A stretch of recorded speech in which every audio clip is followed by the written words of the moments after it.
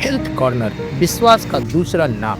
1986 से सिधारी रामलीला मैदान पर उच्च कोटि की एलोपैथिक दवाओं का एकमात्र भरोसेमंद ठिकाना। उचित दाम, कुशल व्यवहार और तेज सेवा। अब घर बैठे पाए दवाएं सिर्फ एक कॉल पर।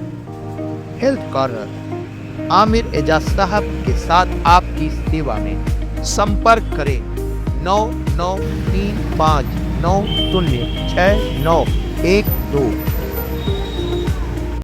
आजमगढ़ में हुई हाई प्रोफाइल लूट की घटना ने पुलिस और जनता को हैरान कर दिया था, लेकिन अब मामला पूरी तरह से पलट गया। पुलिस की कड़ी पूछताछ में चंदन अग्रवाल ने चौंकाने वाला किया खुलासा।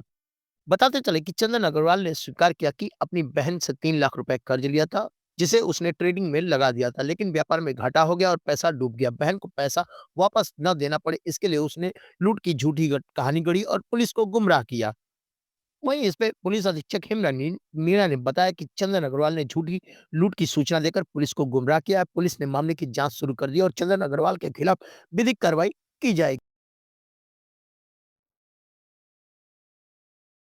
कल कोतवाली में एक चंदन अग्रवाल नाम के व्यक्ति के द्वारा करीब 1 बजे ये सूचना दी गई थी कि उनके साथ में लूट की घटना हुई है। उनका ये कहना था कि वो अपने दुकान से बैंक में पैसा जमा कराने के लिए निकले थे और उनके पास करीब 3,92,000 रुपया था, जिसको 2 अज्ञात बाइक सवारों के द्वारा गाड़ी रोक के और उनसे पैसा ले लिया गया और उसके बाद में वो लोग भाग के चले गए।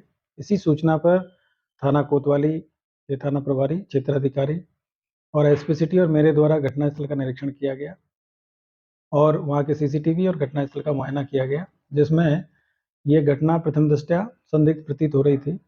इसी में वादी से थाने पर ले जाकर विस्तृत पूछताछ किया गया तो ये जानकारी मिली कि उन्होंने 3 दिसंबर को अपनी बहन से 3 लाख रुपया लिया था और वो पैसा उनको अपने बैंक में जमा करके और अपनी बहन को ट्रांसफ़र करना था। लेकिन 4 तारीख को इन्होंने उस पैसे को ट्रेडिंग में लगा दिया और ट्रेडिंग में जब इनको घाटा हो गया तो उसके बाद में इन्होंने प्लान करके और कल दिन में ये वहाँ से निकले और उसके बाद में इन्होंने एक लूट की एक फर्जी सूचना यूपी 112 पर दी और इनके साथ में इस तरह की कोई घटना होना नहीं पाया गया और इन्होंने ये स्वीकार भी किया है कि इनको अपनी बहन का पैसा वापस ना देना पड़े, इसी को लेकर इन्होंने ये फर्जी लूट की सूचना दी है। इस घटना में थाना कोतवाली के अंतर्गत मुकदमा पंजीकृत किया गया था।